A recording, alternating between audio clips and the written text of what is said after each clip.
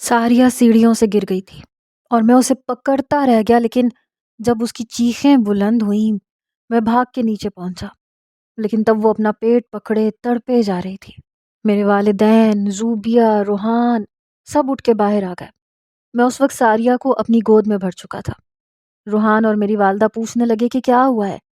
میں نے کہا پانی پینے باہر آئی تھی، شاید اندھیرے میں سیڑھیوں سے پاؤں پھسل گیا۔ میں نے جھوٹا بہانہ بنایا تھا۔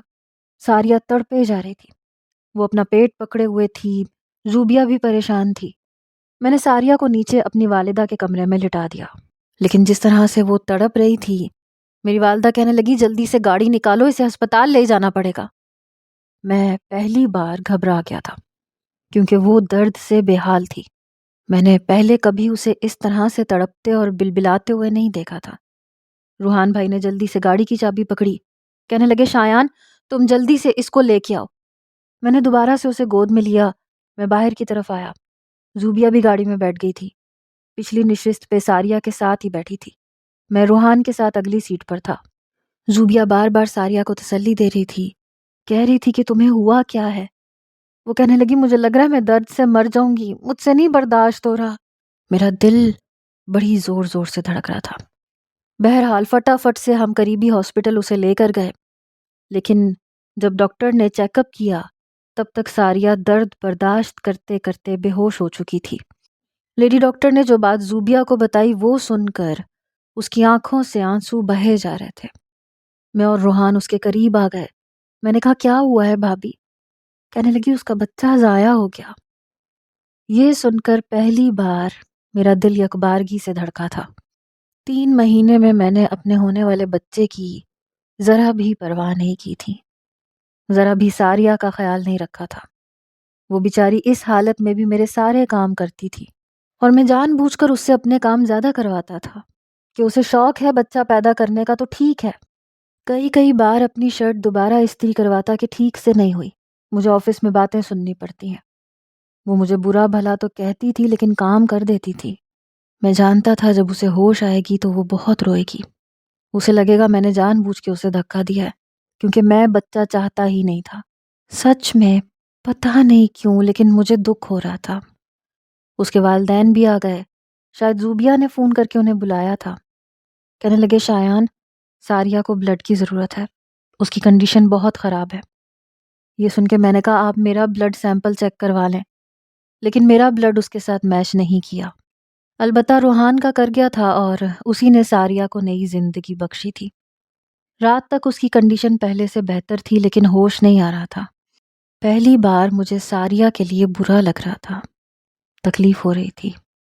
میری ساس بھی پریشان تھی، سسر بھی، میرے والدین بھی بہت پریشان تھے، لیکن ایسے لگ رہا تھا جیسے سارا قصور میرا ہے، جو کچھ ہوا وجہ میں ہوں۔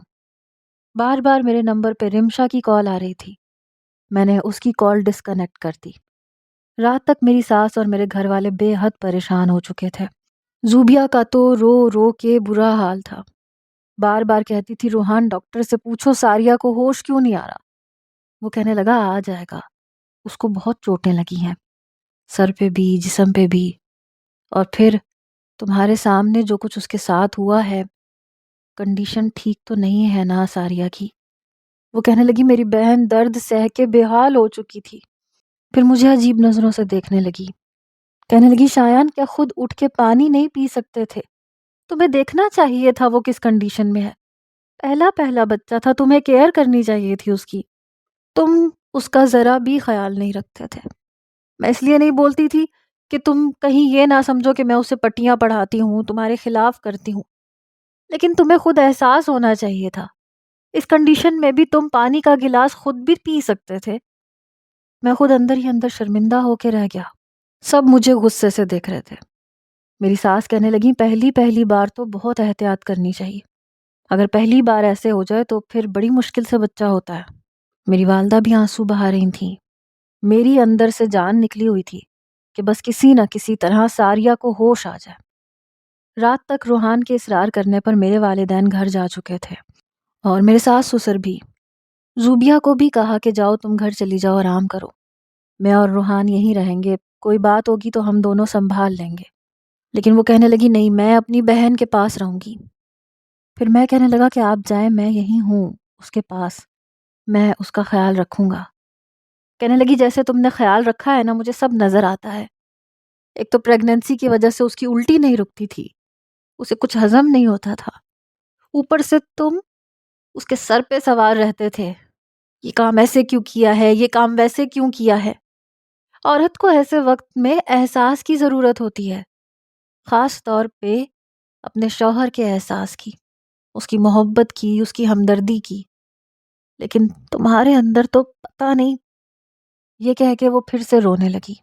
میں اپنے اندر بے حد ندامت محسوس کر رہا تھا، اتنا پشیمان تھا کہ بیان نہیں کر سکتا۔ بہرحال روحان کے بار بار اصرار کرنے پر وہ بھی جا چکی تھی۔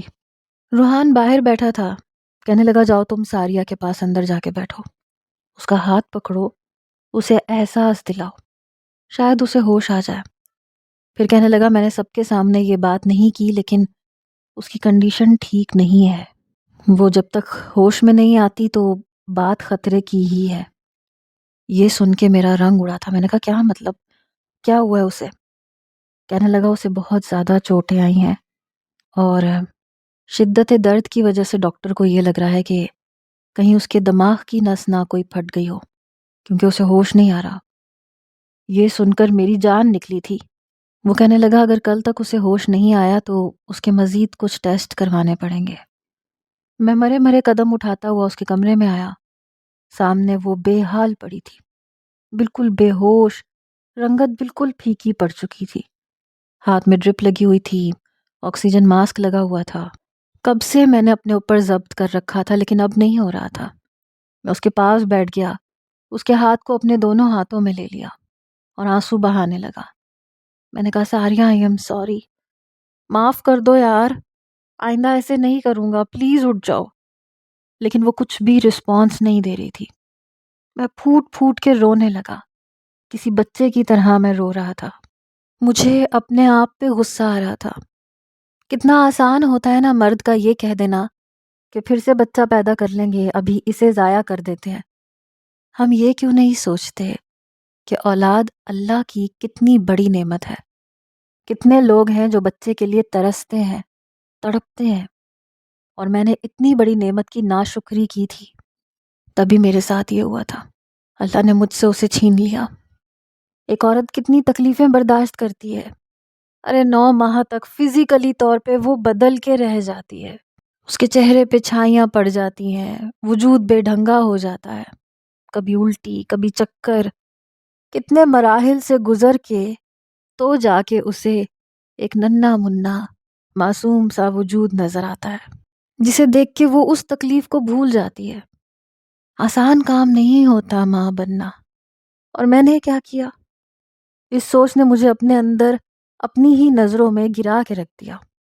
پوری رات میں نے بیٹھ کے اپنے رب سے معافی مانگ مانگ کے گزاری کہ اللہ کرے ساریہ کو ہوش آ جائے، اسے کچھ نہ ہو۔ پتہ نہیں کب اس کا ہاتھ پکڑے پکڑے بیٹھے بیٹھے میں سو چکا تھا۔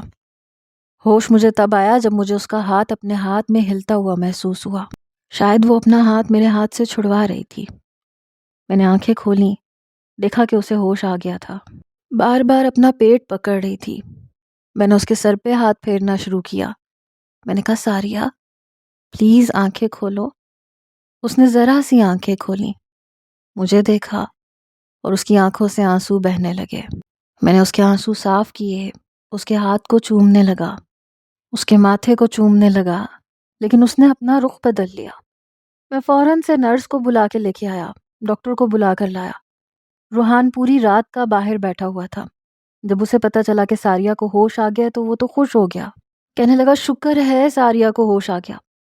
پھر مجھ سے کہنے لگا اس وقت اسے سب سے زیادہ تمہاری ضرورت ہے، تمہاری محبت کی، تمہاری ہمدردی کی۔ میں نے کہا میں اسے چھوڑ کے کہیں نہیں جاؤں گا۔ جیسے ہی روحان نے زوبیہ کو بتایا تو وہ فوراً سے ہاسپٹل آ گئی، لیکن جیسے ہی ڈاکٹر اور نرس کمرے میں گئے اور اس کا چیک اپ کرنے لگے تو کچھ ہی دیر بعد اس کے رونے کی آوازیں آنے لگی۔ کہنے لگی نہیں ایسا نہیں ہو سکتا، آپ لوگ جھوٹ بول رہے ہیں، میرے بچے کو کچھ نہیں ہو سکتا۔ یہ سن کر میں بھی تڑپ کے رہ گیا۔ شاید ڈاکٹر اسے بتا چکے تھے وہ روئے جا رہی تھی، کہنے لگی آپ جھوٹ بول رہے ہیں، ایسے کیسے اسے کچھ ہو سکتا ہے؟ میرا بچہ مجھ سے اس طرح سے نہیں چھین سکتے۔ میں نے بہت کوشش کی تھی، میں بہت خیال رکھتی تھی، میڈیسن بھی ٹائم پہ کھاتی تھی، دودھ بھی پیتی تھی، بے شک الٹی ہوتی تھی پھر بھی میں بہت خیال رکھتی تھی اور اللہ سے دعائیں بھی بہت کرتی تھی۔ آپ جھوٹ بول رہے ہیں، میرا بچہ مجھ سے نہیں چھین سکتا۔ رونے کی آواز اس کے کمرے سے باہر آ رہی تھی۔ میری ہمت نہیں ہوئی کہ ایک قدم بھی اندر بڑھا کے کمرے کے اندر جا سکوں اور اس سے نظریں ملا سکوں۔ زوبیہ ہاسپٹل پہنچی تو تیزی سے کمرے کے اندر گئی، شاید اسے چپ کروا رہی تھی، لیکن وہ روئے جا رہی تھی۔ کہنے لگی زوبیہ دیکھو ڈاکٹر جھوٹ بول رہا ہے، کہو نا یہ جھوٹ بول رہا ہے، میرے بچے کو کچھ نہیں ہوا، کیسے کچھ ہو سکتا ہے؟ زوبیہ کہنے لگی اللہ کی مرضی ہے، شاید اتنی زندگی لے کے آیا تھا، کوئی بات نہیں، اللہ تعالیٰ پھر سے تمہیں اولاد دے گا۔ یہ سن کے وہ رونے لگی، کہنے لگی نہیں تم جھوٹ بول رہی ہو۔ کہنے لگی پلیز ساریہ اتنا زیادہ سٹریس مت لو، شکر کرو خدا نے تمہیں نئی زندگی بخش دی ہے۔ وہ کہنے لگی کاش وہ مجھے بھی میرے بچے کے ساتھ ہی اپنے پاس بلا لیتا تاکہ شایان کے دل کو ٹھنڈ پڑ جاتی۔ میں باہر کھڑا سن رہا تھا۔ زوبیہ کہنے لگی وہ خود بہت پریشان ہے۔ وہ کہنے لگی وہ جھوٹ بولتا ہے، نہ وہ مجھ سے محبت کرتا تھا نہ اسے بچے سے کوئی پیار تھا، اس نے جان بوجھ کے مجھے سیڑھیوں سے دھکا دیا تھا کیونکہ اسے بچہ چاہیے ہی نہیں تھا۔ روحان میرے برابر میں ہی کھڑا تھا، یہ بات سن کے مجھے تعصب سے دیکھنے لگا، کہنے لگا تم نے دھکا دیا تھا؟ میں نظریں چرا گیا۔ اس نے زوردار تھپڑ میرے کندھے پہ مارا، کہنے لگا کچھ پوچھ رہا ہوں تم سے، کیا تم نے دھکا دیا تھا ساریہ کو سیڑھیوں سے؟ میں نے کہا وہ میں اس سے اپنا فون چھین رہا تھا۔ میں بار بار نظر چرانے لگا۔ ایک زوردار تھپڑ روحان نے میرے منہ پہ مارا، کہنے لگا شایان تم اپنی حرکتوں سے باز نہیں آئے، یقیناً کسی لڑکی سے بات کر رہے ہوگے، اس نے روکا اور تم نے دھکا دے دیا۔ تمہیں ذرا بھی احساس ہے کہ تم نے کیا کیا ہے؟ تم نے اپنے ہی بچے کو مار ڈالا ایک غیر نامحرم لڑکی کے لیے۔ میں نے کہا یار جو کچھ ہوا اچانک ہوا، خدا کی قسم میرا ایسا کوئی ارادہ نہیں تھا۔ کہنے لگا جانے دو، مجھ سے پوچھو جب سے مجھے یہ پتا چلا کہ تم باپ بننے والے ہو، میں روز دعائیں کرتا تھا کہ اللہ تعالیٰ مجھے بھی یہ نعمت عطا کر دے، اور خوش ہوتا تھا کہ چلو کوئی تو ہمارے گھر میں چھوٹا سا ننھا منا وجود آئے گا۔ بار بار زوبیہ سے پوچھتا تھا کہ شایان ساریہ کا خیال تو رکھتا ہے نا، جب ہمارا بچہ ہوگا تو میں تمہارا بہت خیال رکھوں گا، تمہیں جو کھانے کو جی چاہے گا تم مجھے بتانا، اور اگر ساریہ کو کچھ کھانا ہے تو مجھے بتاؤ، شایان لاپرواہ ہے میں لا کے دیا کروں گا۔ ارے تم نے پھر بھی اسے دھکا دے دیا، یہ جانتے ہوئے کہ وہ کس کنڈیشن میں تھی۔ میں نے کہا روحان پلیز مجھے سمجھنے کی کوشش کرو، میں نے جان بوجھ کے کچھ نہیں کیا۔ وہ کہنے لگا جان بوجھ کے نہیں کیا پر کیا تو ہے نا، تم ساریہ جیسی لڑکی کو ڈیزرو ہی نہیں کرتے تھے، کاش زوبیہ کے باپ نے یہ شرط ہی نہ رکھی ہوتی۔ اندر سے مجھے ساریہ کے رونے کی آوازیں آ رہی تھیں۔ میں جیسے ہی دروازہ کھولنے لگا روحان نے میرا ہاتھ پیچھے جھٹک دیا، کہنے لگا دفع ہو جاؤ یہاں سے، اس کے سامنے بھی مت جانا، تم قاتل ہو اپنے بچے کے، جاؤ دفع ہو یہاں سے، انہی لڑکیوں کے پاس جاؤ، جاؤ جا کے منہ کالا کرو اپنا۔ اس نے مجھے پیچھے دھکا دیا اور خود اندر چلا گیا۔ میں یوں تھا کہ اپنے آپ سے بھی نظریں نہیں ملا پا رہا تھا، کس منہ سے جاتا اس کے پاس، کیا کہتا میں اسے۔ میں سر پکڑ کے پاس رکھی کرسی پہ بیٹھ گیا، اپنا سر پکڑ لیا۔ میں سوچ رہا تھا کہ کاش یہ وقت تھوڑا سا پیچھے کی جانب گھوم جائے اور میں نے جو غلطی کی ہے میں اسے سدھار لوں، لیکن شاید گزرا ہوا وقت کبھی بھی دوبارہ موقع نہیں دیتا۔ میں سوچ چکا تھا کہ ہاتھ جوڑ کے ساریہ سے معافی مانگ لوں گا، آئندہ اس کا بہت خیال رکھوں گا، اس کے سارے شکوے شکایتیں دور کر دوں گا۔ کچھ دیر بعد زوبیہ باہر آئی، اپنے والدین کو فون کر رہی تھی، کہنے لگی ساریہ کی رات تک چھٹی ہو جائے گی امی، وہ آپ کے گھر آنا چاہتی ہے، آپ پلیز شام تک آ جائیے گا، ابھی میں اس کے پاس ہوں۔ ساتھ ساتھ اپنے آنسو صاف کر رہی تھی لیکن میری طرف نہیں دیکھا تھا۔ فون بند کرنے کے بعد وہ اندر جانے لگی تو میں کھڑا ہو گیا۔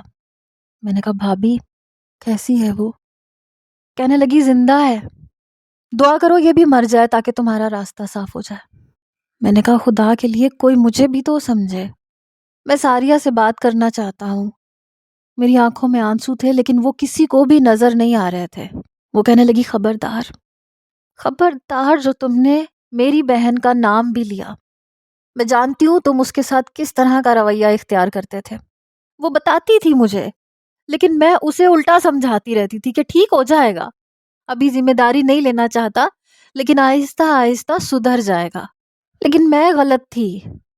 ساریہ ٹھیک کہتی تھی، ایسے مرد کبھی نہیں بدلتے جنہیں ایک بار باہر منہ مارنے کی عادت پڑ جائے، وہ کبھی اپنے آپ کو نہیں بدل سکتے۔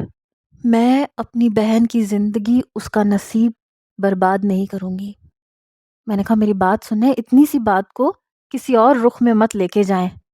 اندر سے میرا دل زور زور سے دھڑک رہا تھا۔ جس طرح کی وہ باتیں کر رہی تھیں، میرے دل میں آنے والے وسوسے میری جان نکال رہے تھے۔ کہنے لگی اتنی سی بات؟ شایان تمہارے لیے یہ بس اتنی سی بات ہے؟ میں نے کہا نہیں ہے اتنی سی بات، بہت بڑی بات ہے، لیکن جو کچھ تم سوچ رہی ہو وہ میں کبھی نہیں کروں گا۔ پیچھے ہٹو، مجھے اپنی بیوی سے ملنا ہے۔ وہ کہنے لگی تم پیچھے ہٹو، نہیں لگتی وہ تمہاری کچھ بھی، تمہاری شکل بھی دیکھنا نہیں چاہتی وہ۔ اس نے مجھے کمرے کے اندر جانے نہیں دیا۔ میں نے کہا ٹھیک ہے، میں یہیں پہ بیٹھا ہوں، میں اسے اپنے ساتھ اپنے گھر لے کے جاؤں گا، میں دیکھتا ہوں مجھے کون روکتا ہے۔ میں وہیں بیٹھ گیا اسی کرسی پر۔ کچھ دیر میں میری ساس اور سسر بھی آ گئے، لیکن مجھے دیکھے بنا کمرے کے اندر چلے گئے۔ روحان باہر آیا، کہنے لگا یہاں سے دفع ہو جاؤ۔ کافی سپاٹ لہجہ تھا۔ میں نے کہا میں ساریہ کو لے کے جاؤں گا۔ میرا حتمی لہجہ سن کے کہنے لگا وہ تمہارے ساتھ نہیں جائے گی، تم جاؤ اور جا کے اپنی زندگی جیو جیسے چاہتے ہو۔ میں نے کہا میں ساریہ کو اپنے ساتھ لے کے جاؤں گا، وہ میری بیوی ہے، وہ میرے ساتھ جائے گی، تم اچھا نہیں کر رہے میرے ساتھ۔ میں نے اپنے آنسو اپنی ہاتھ کی پشت سے صاف کیے۔ وہ کہنے لگا زیادتی میں نے کی تھی، میں نے اس کے ساتھ کی تھی کہ ایک بہت اچھی بہت پیاری لڑکی کو تم جیسے شخص کے ساتھ بیاہ دیا تھا۔ کس بات کی سزا دی تم نے اسے بھی اور ہمیں بھی۔ کچھ ہی دیر میں ڈیڈ بھی آ جائیں گے، امی بھی آ جائیں گی، وہی تم سے بات کریں گے، ابھی جاؤ یہاں سے۔ لیکن میں نہیں گیا، میں وہی بیٹھا رہا۔ کچھ دیر میں میرے والدین بھی آ گئے جو مجھے غصے اور نفرت سے دیکھ رہے تھے۔ میری والدہ کہنے لگی شرم آ رہی ہے مجھے تمہیں اپنا بیٹا کہتے ہوئے۔ میں نے کوئی جواب نہیں دیا۔ میرے والد بھی مجھ پہ غصہ کر رہے تھے۔ میں نے کہا ہاں سارا قصور میرا ہے، جو کچھ کیا میں نے جان بوجھ کے کیا۔ یہ سننا چاہتے ہیں نا آپ لوگ، مجھے برا بھلا کہنا چاہتے ہیں، کہہ لیں، جو سزا دینا چاہتے ہیں دے لیں، لیکن میں یہاں سے ساریہ سے ملے بغیر، اسے اپنے ساتھ لیے بغیر کہیں نہیں جاؤں گا۔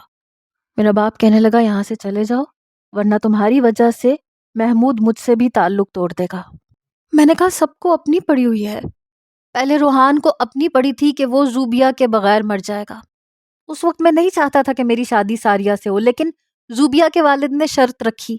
میں کہتا رہا میں ابھی ذمہ داری لینا نہیں چاہتا، لیکن آپ لوگوں نے میری ایک نہیں سنی، زبردستی میری شادی کر دی تاکہ آپ کا محمود صاحب سے تعلق خراب نہ ہو جائے، روحان کی شادی زوبیہ سے ہو جائے۔ قربانی کا بکرا آپ نے مجھے بنایا، اور آج اپنے تعلقات کو ہموار کرنے کے لیے آپ پھر میرے ساتھ زیادتی کر رہے ہیں۔ لیکن اس بار میں چپ نہیں رہوں گا۔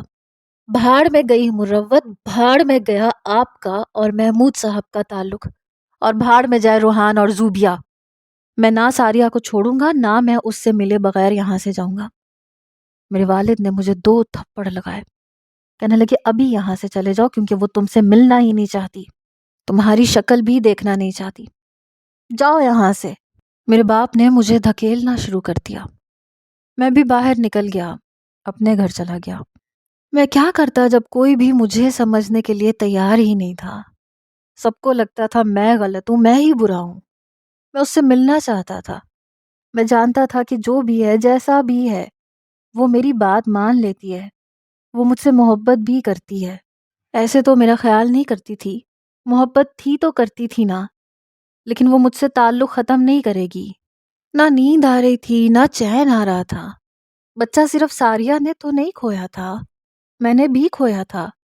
ٹھیک ہے مجھے نہیں پتا تھا کہ اولاد انسان کے لیے کتنی ضروری ہوتی ہے، کیا ہوتی ہے، لیکن کھونے کے بعد احساس ہو گیا تھا کہ میں نے کھویا کیا ہے۔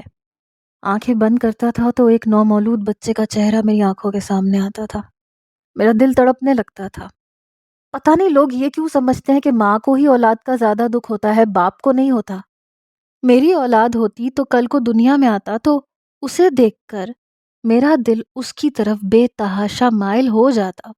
میں تڑپ کے اس کو پکڑتا، اسے اپنے سینے سے لگاتا۔ اس کی ذمہ داریاں مجھے ہی سنبھالنی تھی، یہ میں جانتا تھا۔ پتہ نہیں اس وقت مجھے کیا ہوا تھا۔ شاید جب انسان سے کوئی چیز چھین لی جاتی ہے تب اسے اس کی قدر آتی ہے۔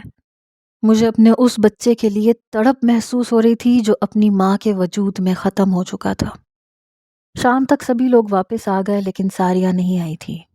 میں سوچ چکا تھا کہ کچھ دن بعد اس سے رابطہ کروں گا۔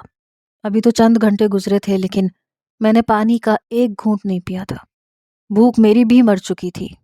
میں اپنے کمرے میں چکر کاٹے جا رہا تھا۔ سب کے لیے شاید میں غیر ضروری ہو چکا تھا۔ اگلے روز میں نے ساریہ کے نمبر پہ کال کی لیکن اس نے فون نہیں اٹھایا۔ میں نے پھر سے فون کیا لیکن فون ڈسکنیکٹڈ تھا، مطلب اس نے خود بند کیا تھا۔ میں نے میسج کیا میرا فون اٹھاؤ، مجھ سے بات کرو، لیکن جواب نہیں آیا۔ چند روز گزرنے کے بعد میں آفس کے لیے تیار ہو کے کمرے سے باہر آیا تو میرے والدین کا موڈ کافی خراب تھا۔ روحان نے مجھے دیکھ کے ماتھے پہ بل ڈالے۔ میں نے کسی سے کچھ نہیں کہا، چپ چاپ آفس میں چلا گیا۔ وہیں جا کے چائے پی۔ کافی سنجیدگی سے میں ہر کام کو دیکھ رہا تھا جیسے آج تک کبھی دیکھا ہی نہیں تھا۔ سوچ رہا تھا کہ رات کو گھر جانے سے پہلے ساریہ کے گھر جاؤں گا، اس کی منت سماجت کروں گا، اسے واپس لے کر آؤں گا، کیونکہ 3 دن میں نے بڑی مشکل سے کاٹے تھے۔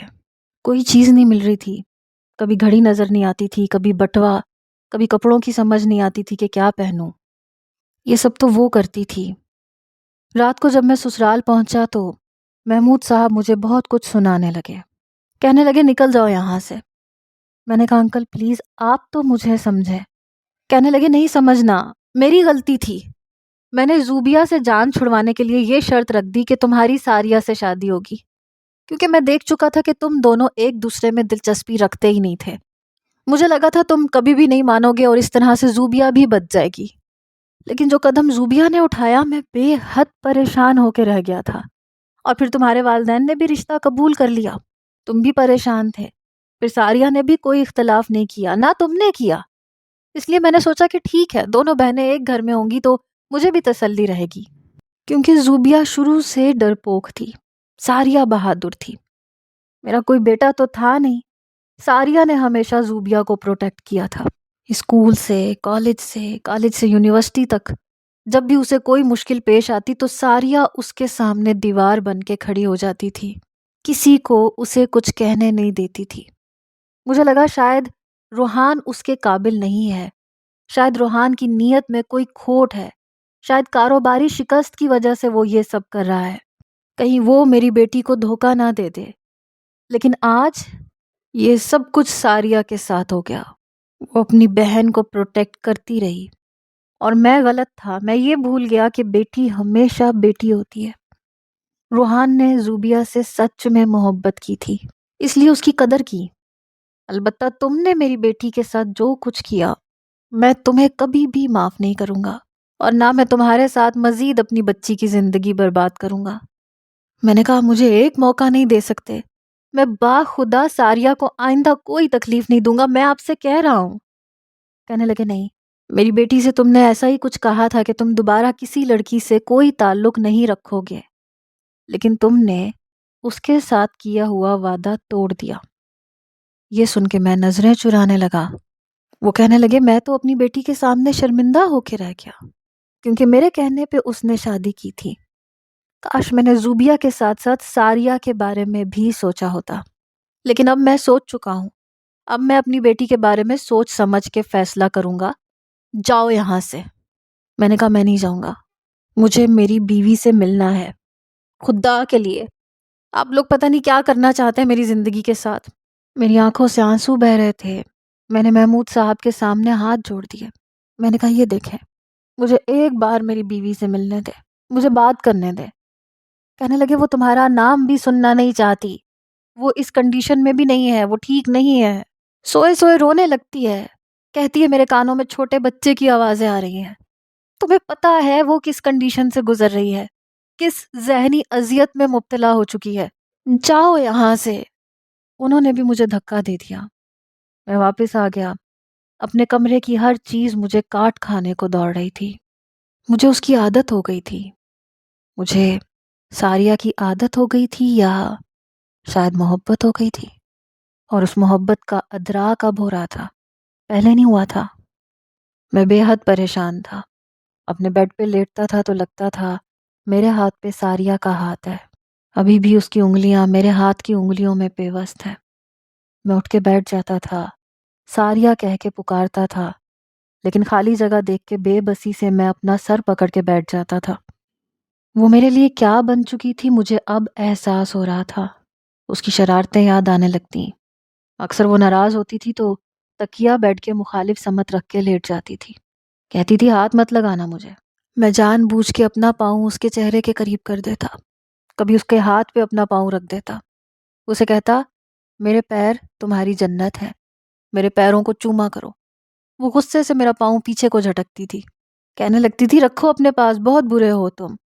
کیا تھا جو مجھے شاپنگ کروا دیتے، جب دیکھو بہانے بناتے رہتے ہو۔ میں جان بوجھ کے اپنے پاؤں کا انگوٹھا کبھی اس کے ہاتھ پہ رکھ دیتا، کبھی اس کے قریب کر دیتا، اور وہ پیچھے جھٹکتی رہتی تھی، کہتی تھی شایان مجھے سونے دو، تنگ نہیں کرو۔ میں کہتا تھا شرافت سے ادھر آؤ، میرے پاس آ کے لیٹو، ورنہ میں پوری رات تمہیں یوں ہی تنگ کروں گا۔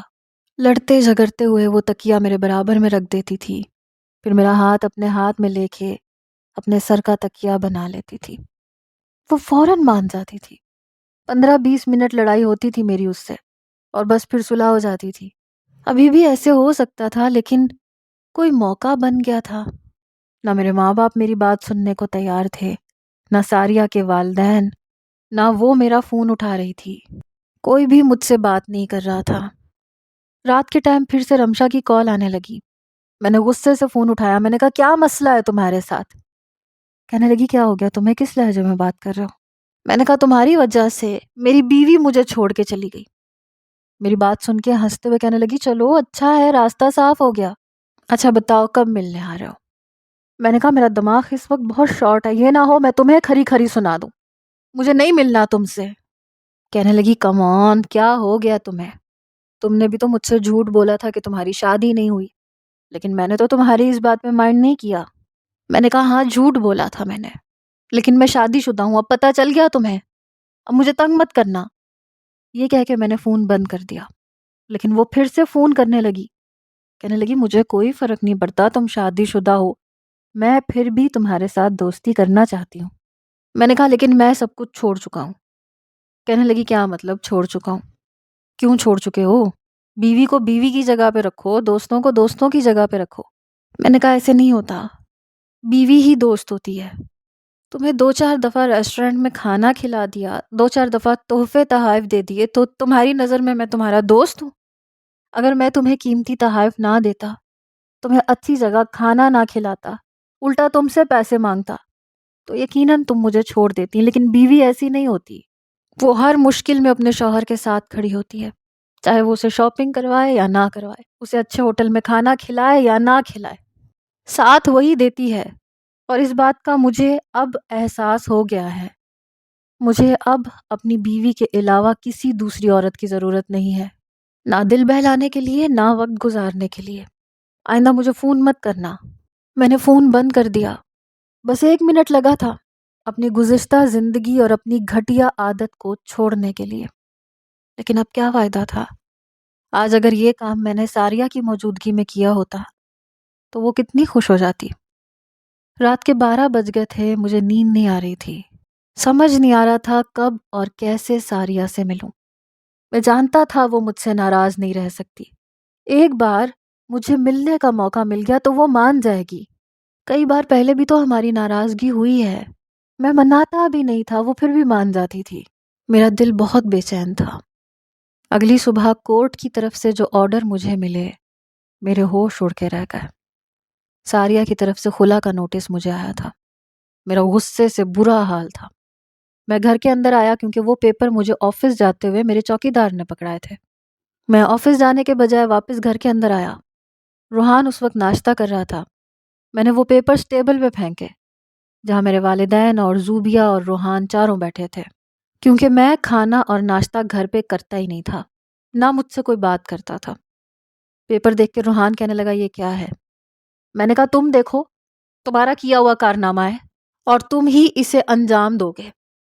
کہنے لگا نہیں، یہ ساریہ کا اپنا ذاتی فیصلہ ہے۔ میں نے کہا تم لوگوں نے اس کا دماغ خراب کیا ہوگا، میری تو اس سے بات نہیں کروا رہے ہو، ایک بار میری بات کروا دو، میں اس کا فیصلہ سن لوں گا۔ وہ کہنے لگا وہ تم سے بات نہیں کرنا چاہتی۔ میں نے کہا بس کر دیں بھابھی، آپ سب لوگ مطلبی ہیں، جب اپنا مطلب تھا تو آپ کو شایان یاد آ گیا، ساریہ یاد آ گئی قربانی کا بکرا بنانے کے لیے۔ اب جب میں اس سے محبت کرنے لگا ہوں، مجھے اپنی غلطی کا احساس ہو گیا ہے، اپنے آپ کو بدل چکا ہوں میں، وہ آپ کو نظر نہیں آ رہا اب؟ میں نے وہ پیپرز پکڑے اور پھاڑ دیے۔ میں نے کہا میں نہیں دوں گا اسے طلاق، اپنی بہن سے کہہ دیجیے گا اسے طلاق چاہیے تو مجھ سے اکیلے میں بات کرے، تماشا بنا کے رکھ دیا آپ لوگوں نے میرا۔ یہ کہہ کے میں واپس آفس چلا گیا۔ پورا دن پورے اسٹاف کی میرے ہاتھوں شامت آتی رہی، ذرا ذرا سی بات پر میں غصے سے چلانے لگتا۔ روحان دیکھ رہا تھا، میرے والد بھی چپ تھے۔ یہ سب کچھ میرے لیے ناقابل برداشت تھا۔ روحان رات کو میرے کمرے میں آیا، کہنے لگا 2 دن بعد عدالت میں پہلی پیشی ہے، محمود صاحب کہہ رہے ہیں کہ وہ نہیں چاہتے کہ عدالت کے چکر کاٹیں، بہتر ہے کہ تم ساریہ کو چھوڑ دو، وہ حق مہر کا مطالبہ نہیں کرے گی، وہ کہہ رہی ہے کہ میں جانتی ہوں شایان اتنی بڑی رقم نہیں دے سکتا، اس لیے میں نے اسے حق مہر معاف کیا۔ میں نے کہا اس کا مجھ سے پردہ نہیں ہے، میرے سامنے آ کے کہے وہ یہ بات۔ وہ کہنے لگا وہ نہیں آنا چاہتی۔ میں نے کہا مجھے اس موضوع پہ بات ہی نہیں کرنی، یہ میاں بیوی کا معاملہ ہے، جب تک وہ خود نہیں کہے گی میں اس موضوع پر کسی اور سے بات نہیں کروں گا، جا کے عدالت کے دروازے کھٹکھٹا لے۔ روحان کمرے سے جا چکا تھا اور مجھے بڑا غصہ آ رہا تھا۔ رات کے 1 بجے میں گھر سے باہر نکل گیا، گاڑی میں بیٹھا اور محمود صاحب کے گھر کے سامنے آ کے کھڑا ہو گیا۔ ان کی بیرونی دیوار زیادہ بڑی نہیں تھی۔ میں پچھلی جانب سے گھر میں داخل ہوا، گٹر کی پائپ لائن سے اوپر کی جانب ساریہ کے کمرے تک چلا گیا۔ کمرے کی گیلری تک میں پہنچ چکا تھا، دروازہ کھلا ہوا تھا اور وہ سو رہی تھی۔ اسے یوں پرسکون سوتے دیکھ کے مجھے غصہ آیا، میری نیندیں حرام کر کے اسے نیند آ رہی تھی۔ میں کمرے میں گیا، اس کے ساتھ جا کے لیٹ گیا، اس کا ہاتھ پکڑ کے اپنا ہاتھ اس کے ہاتھ پہ رکھ دیا۔ وہ ہڑبڑا کے اٹھی، مجھے دیکھ کے اس کی آنکھیں پھٹی کی پھٹی رہ گئیں۔ کہنے لگی تم؟ میں نے کہا ہاں میں۔ کہنے لگی میرا ہاتھ چھوڑو، تم کیسے آئے یہاں؟ میں نے کہا چوروں کی طرح آنا پڑا، دیوار کود کے آیا ہوں، تمہاری خاطر کسی آوارہ عاشق کی طرح مجھے گٹر کی پائپ لائن پہ چڑھ کے آنا پڑا۔ اب بتاؤ محبت میں اور کون کون سی قربانیاں چاہیے تمہیں؟